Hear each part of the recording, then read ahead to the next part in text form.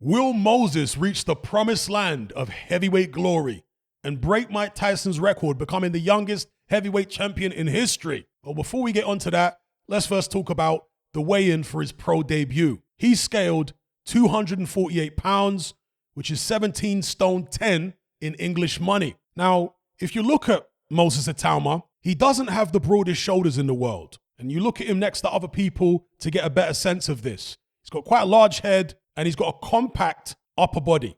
So not the most broad shoulders, but very, very solid, almost like a rugby player physique.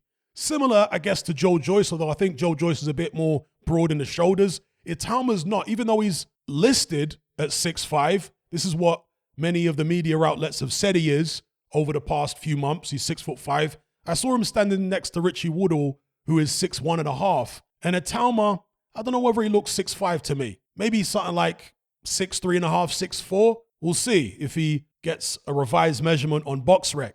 But let's, just for argument's sake, put it at 6'4". He's not a lanky guy. He is a guy, and remember, he's only just turned 18. He's a guy who has this kind of solid rugby player physique about him. And he's also got relatively short arms. We're talking about the phenotype here, right? He's got relatively short arms, and this allows him to throw tight hooks. If you watch him fight, he's very fast with the hooks and the sweeping shots, but also the backhand with the left. He's a southpaw, right? Also with a straight backhand left.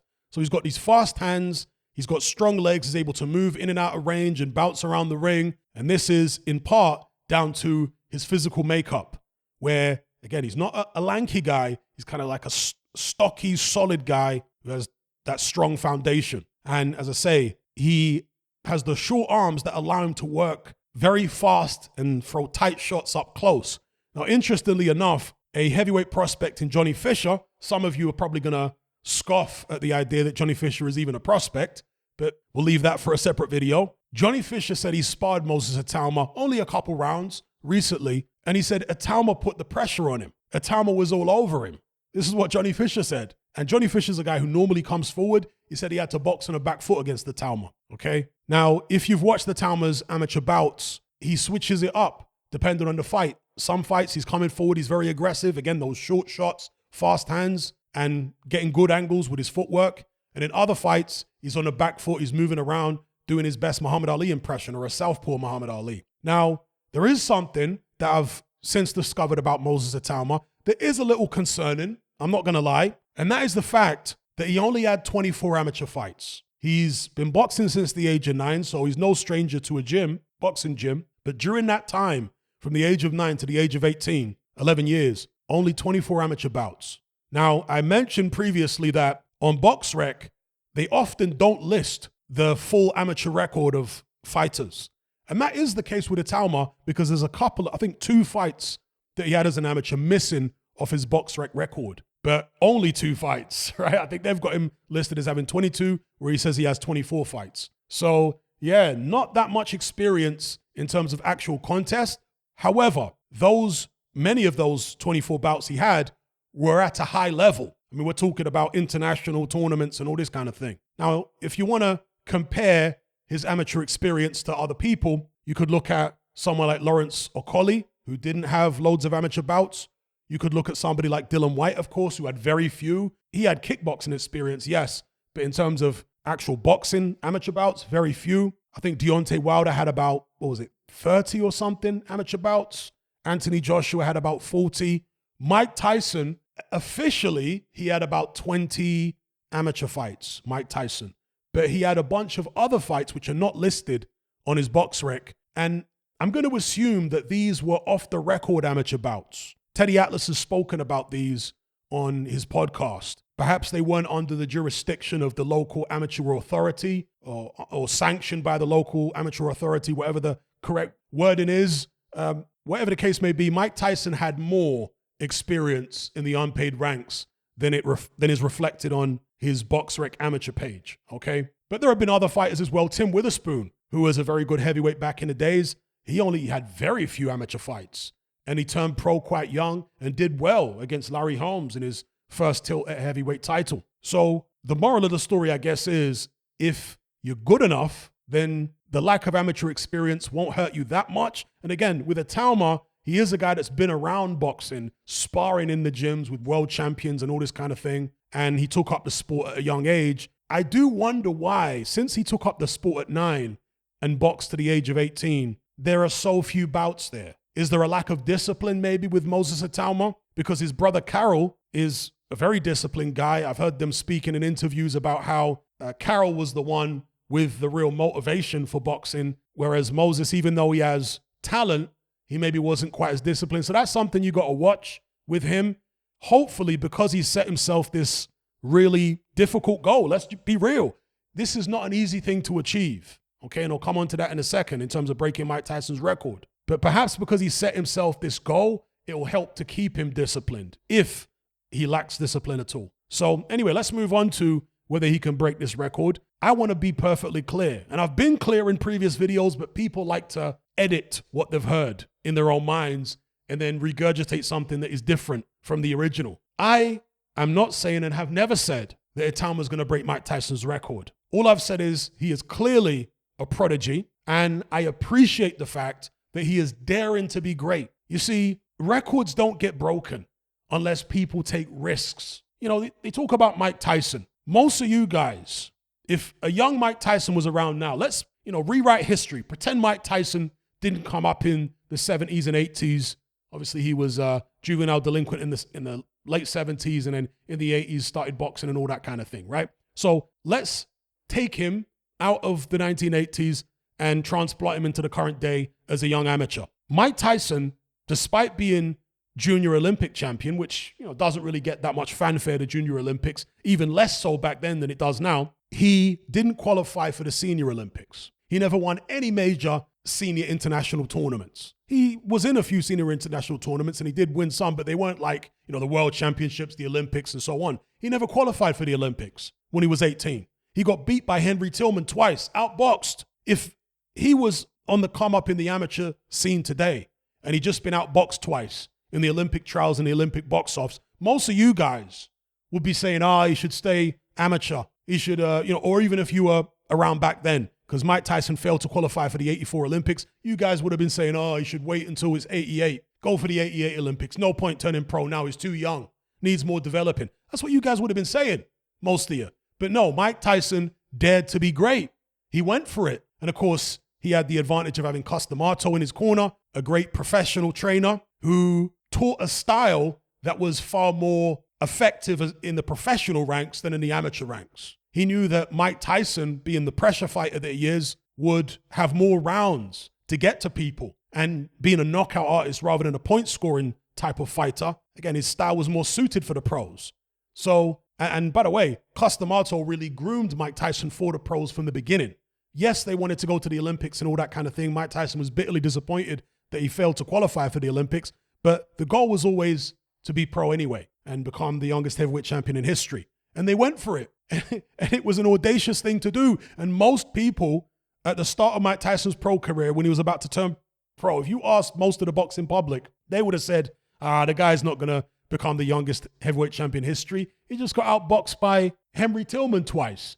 You're telling me he's going to go up there in 2 years and beat Larry Holmes? That's not going to happen. That's how most people would have been talking, because you could only go off what you've seen of him, and that was his amateur career. Yeah, and as a senior, he didn't reach the top of the tree in the amateur ranks. So that's Mike Tyson. Moses Itauma, if he's going to break Mike Tyson's record, he has to take the risk. And of course, with great reward demands great risk. There is no great reward without great risk in most instances, particularly in a sport like heavyweight boxing. And so, yes, you could fall flat on your face, metaphorically and literally, when you're trying to do something like this in the heavyweight division. So yes, we understand the stakes are high here, right? And that's why I give Moses Itauma so much credit, because he's doing something that most people won't even attempt. Yeah? So rather than all the naysaying and, oh God, he's not going to make it and this is terrible, Hatman, I bet you've encouraged him because of your videos. You've encouraged him to do something like this when he should have stayed amateur. Well, if he had stayed amateur, there's no guarantee that he would have made it to the next Olympics anyway, because they don't even know if they're going to have boxing in the next Olympics. And that's one of the things that he factored into his decision. And also he had this discussion with his brother Carroll, where they were asking themselves, what's going to be more historic? What's going to make him stand out more in terms of achievements compared to other fighters? An Olympic gold medal or becoming the youngest heavyweight champion in history?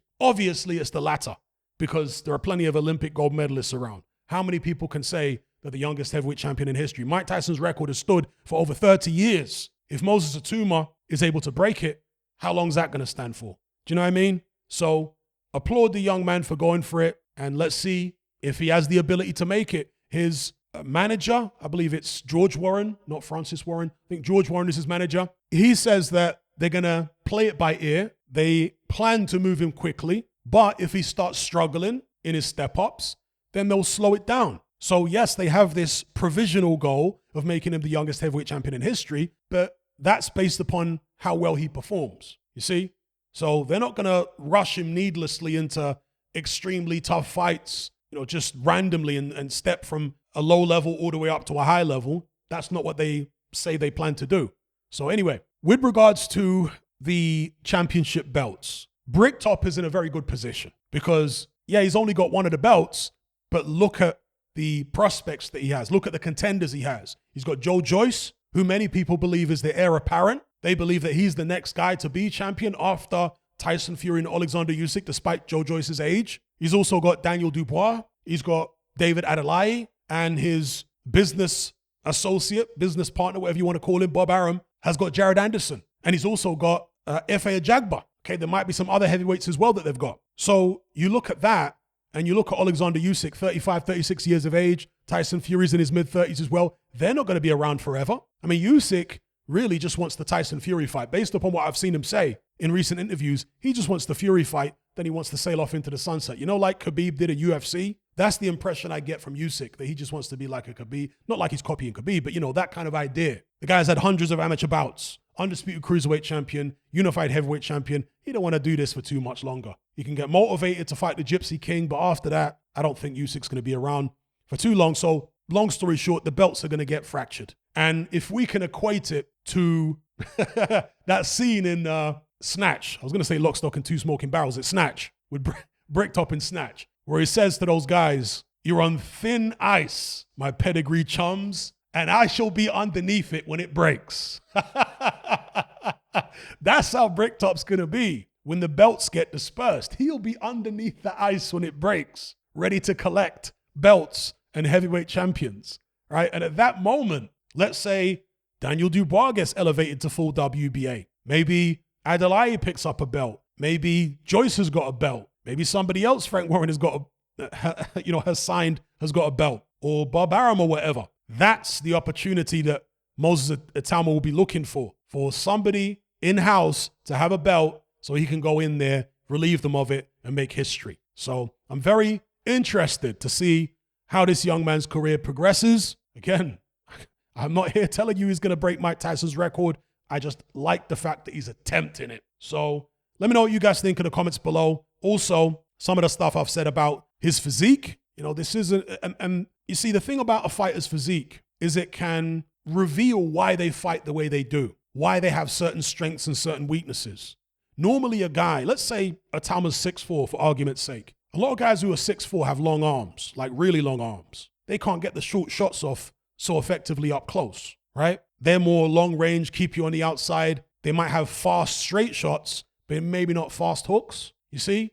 And this is what you often get with a guy that's got really long arms, like a Lennox Lewis, a Hasim Rahman, right? Although Lennox Lewis was actually quite good with the inside work, shortening his punches, but not as good with the hooks and the uppercuts, etc., as someone like Shannon Briggs, for example. You look at when Lennox Lewis fought Shannon Briggs, a guy with shorter arms than Lewis, but very explosive and fast. Briggs was the much faster guy with the hooks, even though they're a similar height, you see? So it all depends on the build, the body type.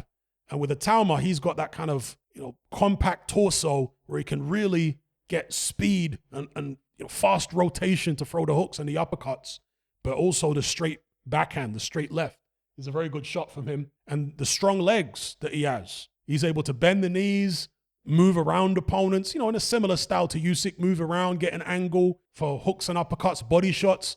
I've seen him throw body shots in the amateurs, right? You don't often see that. So anyway, very interested to see how this young man progresses. His pro debut is tomorrow night on the Artur Beterbiev Anthony Yard undercard, again, he weighed in 200 and, 48 pounds, 248 at 17 stone 10. You have to figure he's going to fill out a bit, right? Although, the way his physique is, he's probably not going to put that much extra weight on. With a guy who's lanky and skinny and a heavyweight, they tend to put a bit more on. But when the guy's already kind of stocky to begin with, it's best for them to not put much on, right? Because the frame doesn't really allow for it. I'd seen some people actually say that Itauma wasn't that big as a heavyweight. Hey, 248 pounds is big. That's not a guy who's going to be making cruiserweight anytime soon, especially when he's only 18 now and he's weighing in at 248, okay? But to put it in perspective, Mike Tyson, when he was 18, just turned pro, he was about 212 pounds. But from his first championship bout against Trevor Berbick, where I think he weighed 221 or 222. From that time all the way up to, it must have been maybe the All-In Norris fight, many, many years later. That was after prison. This is when Tyson's in his 30s. From his fight against Trevor Berbick when he was 20, all the way to the All-In Norris fight when he was in his 30s. Actually, maybe after the All-In Norris fight. Was the Savarese fight after the Norris fight? Yeah, it was. So I want to say all the way up until the Savarese fight. All those years, several decades, right? Whatever it was, a decade and a half. Tyson fluctuated from about 215 to 222, okay? So that's a very small fluctuation. The guy is 5'10", obviously, so, not the tallest guy in the world, but he only fluctuated between 215 and 222, a fluctuation of 7 pounds over the course of like 15 years or whatever, yeah? And that's because Mike Tyson was so stocky already at a young age, there wasn't really much space for any extra weight. There wasn't really much space for any more filling out. He filled out pretty much completely by the time he was in his early 20s. So when he fought Evander Holyfield, when he was, what was Mike Tyson, 30, 31 in the first and second fights, he weighed the same or actually a bit less for the rematch than he did when he fought Trevor Berbick at the age of 20. Itauma might be something similar, because again, he's this stocky kind of guy. He might not gain that much weight. As long as he's disciplined, right? He might not actually gain that much weight because he's already a very solid built guy. If he does start gaining, and this is also why I think it may be his best shot to go for heavyweight glory at a young age before he potentially puts more weight on. Because at this age, he's got the energy that older fighters don't have. And he's, at a weight where he can still move around and be fast on his feet and throw his shots and be effective. Yeah. If you take that movement away from him and make him a more plodding fighter, it's going to be easier for some of the taller guys to maybe stay away from him, keep him on a jab and all that kind of thing. You see what I'm saying? So at this age where he's still got that spring, the springy legs like a frog, right? the youth in his legs, maybe this is the best time to do it. Let's see. Anyway, I'll leave it there. Let me know what you guys think in the comments.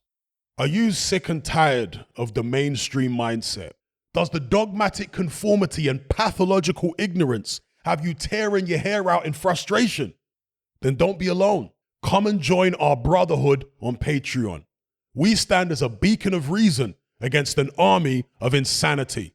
You'll gain access to my weekly topical podcast where we take more deep dives than Jacques Cousteau on an endless variety of subjects. There's also videos, interviews, live Q&As, as well as a vast back catalogue of previous episodes, including my popular Confessions of a Nightclub Bouncer series. You can listen via the Patreon app or download in high-quality MP3. Connect with myself and hundreds of other members in our Element chat group. There's no contract, no commitment. You can cancel at any time, and it's cheaper than a Mickey D's McMuffin. Just head to my Patreon page via the link below this video and select the tier called the Brotherhood of Reason. I'll see you over there.